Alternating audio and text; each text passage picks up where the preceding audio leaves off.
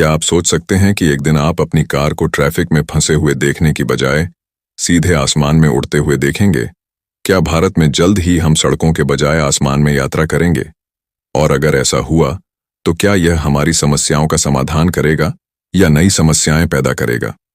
इस वीडियो में हम इन सवालों के जवाब ढूंढेंगे और जानेंगे कि भारत में उड़ने वाली कारों का सपना कब हकीकत बनेगा। तो वीडियो के अंत तक जुड़े रहें, क्योंकि आपके लिए कुछ ऐसे रोचक तथ्य लेकर आए हैं जो आपको चौंका देंगे।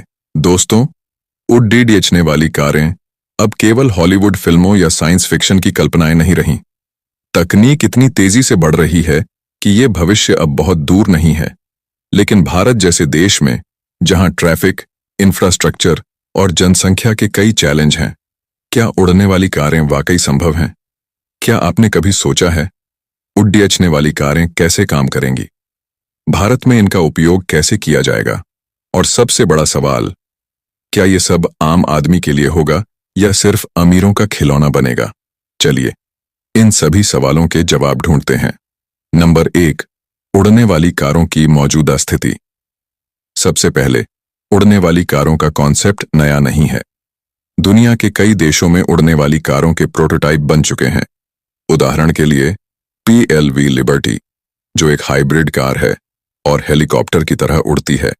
इसी तरह एरोमोबाइल और टेराफूजिया ट्रांजिशन जैसी कारें भी टेस्टिंग के अलग अलग चरण में हैं। लेकिन भारत का क्या? यहाँ विनाटा एरोमोबिलिटी जैसी कंपनियां इस दिशा में काम कर रही हैं। हाल ही में उन्होंने एक ऐसा प्रोटोटाइप दिखाया जो उड़ने और सड़क पर चलने दोनों में सक्षम है।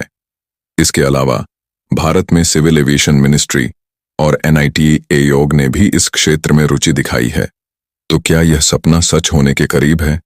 नंबर 2, भारत में उड़ने वाली कारों की चुनौतियां।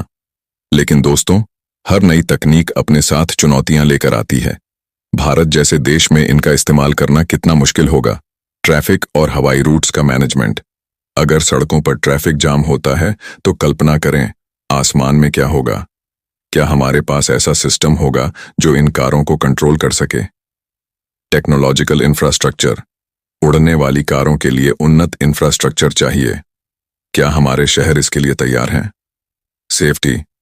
क्या आप एक ऐसी कार पर भरोसा करेंगे जो हवा में उड़ रही हो और उसमें तकनीकी गड़बड़ी हो जाए? कीमत। क्या ये उड़ने वाली कारें आम आदमी की पहुंच में होंगी या सिर्फ अमीरों का सपना बनकर रह जाएंगी?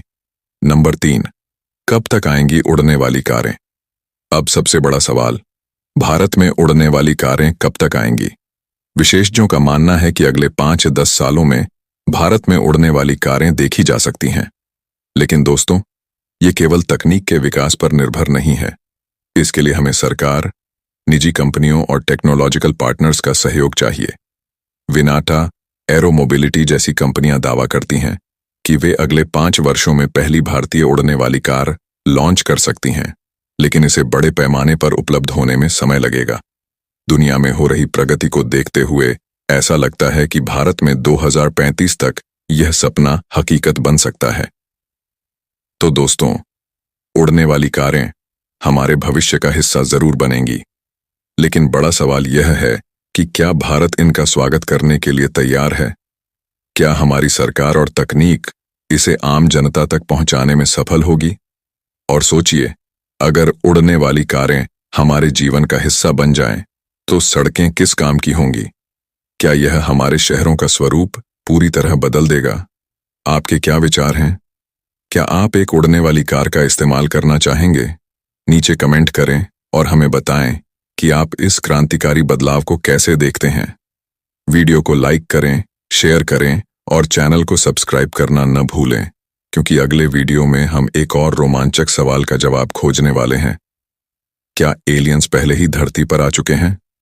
धन्यवाद और मिलते हैं अगले वीडियो में एक और दिलचस्प कहानी के साथ। तब तक के लिए टेक्नोलॉजी के इस सफर को समझते रहिए और कल्पनाओं को उड़ान भरने दीजिए।